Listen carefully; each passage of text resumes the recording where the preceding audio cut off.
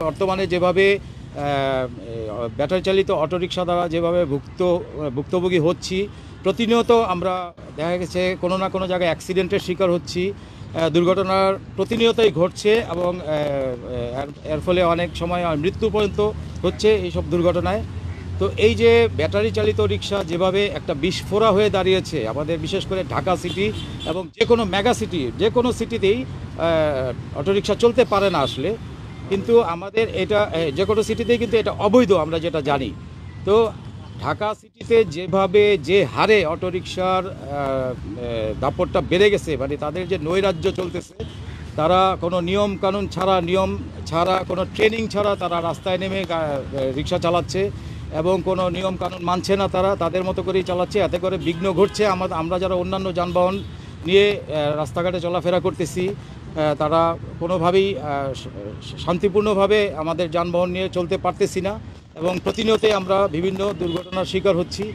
তো আমরা এখানে যারা উপস্থিত, এখানে বাইকিং কমিউনিটি, কার কমিউনিটি এবং সর্বস্তরের জনগণ রয়েছে যারা ভুক্তভোগী হয়েছেন ইতিমধ্যে এই ব্যাটারি চালিত অটোরিকশার দ্বারা কোনো না কোনোভাবে। তো আমাদের সবার চাওয়া একটাই এখানে, যে আমরা ঢাকা সিটিতে কোনোভাবেই আর ব্যাটারি চালিত রিক্সা চলুক, এটা আমরা চাই না। হ্যাঁ, সরকারের কাছে আমাদের আর্জি, সংশ্লিষ্ট কর্তৃপক্ষের কাছে আমাদের আবেদন যে এই এর থেকে আমরা যাতে মুক্ত হতে পারি, এর একটা প্রতিকার হোক, যে কোনো একটা ব্যবস্থা হোক। হয় ওদেরকে অটোরিকশা বন্ধ করে দেওয়া হোক, না হলে অটোরিকশাকে নিয়ন্ত্রণ কিভাবে করা যায়, একটা সিস্টেমের মধ্যে কিভাবে আনা যায়, হ্যাঁ, তাদেরকে ট্রেনিংয়ের ব্যবস্থা করা হোক। আমরা যেরকমভাবে লাইসেন্স নিয়ে, ট্রেনিং দিয়ে লাইসেন্স নিয়ে রাস্তায় চলাচল করতেছি, আমরা রোড ট্যাক্স দিয়ে চলাচল করতেছি, আমাদের বাইক হোক, কার হোক বা অন্য গাড়ি যেটাই হোক। তো সেরকমভাবেই ব্যাটারি চালিত রিক্সাগুলোর ক্ষেত্রেও এরকম একটা কিছু আইন প্রণয়ন করা হোক, এটাই আমাদের চাওয়া। আমরা বিগত বেশ কিছুদিন যাবৎ দেখতেছি এবং আমরা এটা সবাই কিন্তু এটা প্রত্যক্ষ পরোক্ষভাবে ব্যাটারি রিক্সার থেকে কিন্তু আমরা প্রবলেম যেগুলো হচ্ছে সেগুলোর কিন্তু ভুক্তভোগী আমরা।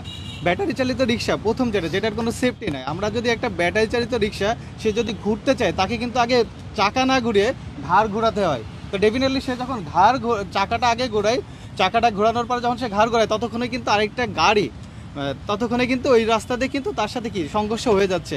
আর একটা রিক্সার গতি, আর একটা ওই রাস্তায় একই রাস্তায় চলতেছে, প্রাইভেট কার চলতেছে, বাইক চলতেছে, বাস চলতেছে, সে তার ভিতরে কিন্তু রিক্সাও একটা চলতেছে, যেটা হলো রিক্সা চলতেছে। যার কারণে কি হচ্ছে কি, যখনই সে ডানে বামে কিন্তু সে তার লেন মানে আনসাডেনলি সে কিন্তু ডানে বামে চলে যাচ্ছে, তখন কিন্তু অ্যাক্সিডেন্টগুলো বেশি হচ্ছে। এবং সবচেয়ে মজার যে বিষয় হলো, আমরা এখন রাইট নাও সংসদ ভবনের সামনে আছি।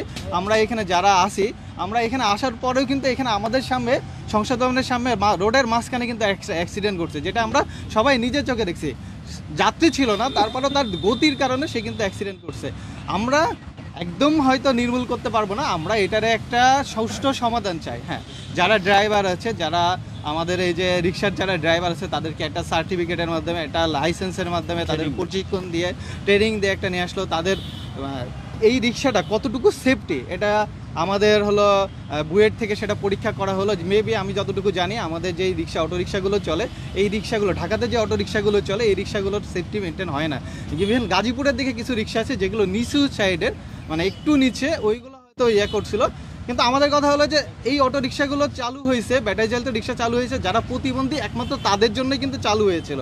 কিন্তু এখন সেটা কি হয়ে যাচ্ছে, একটা মাধ্যম এসে তারা এটারে বিজনেস প্রসার করতেছে এবং সারা বাংলাদেশে এটা এখন আমাদের সবার গলার কাটা হয়ে গেছে।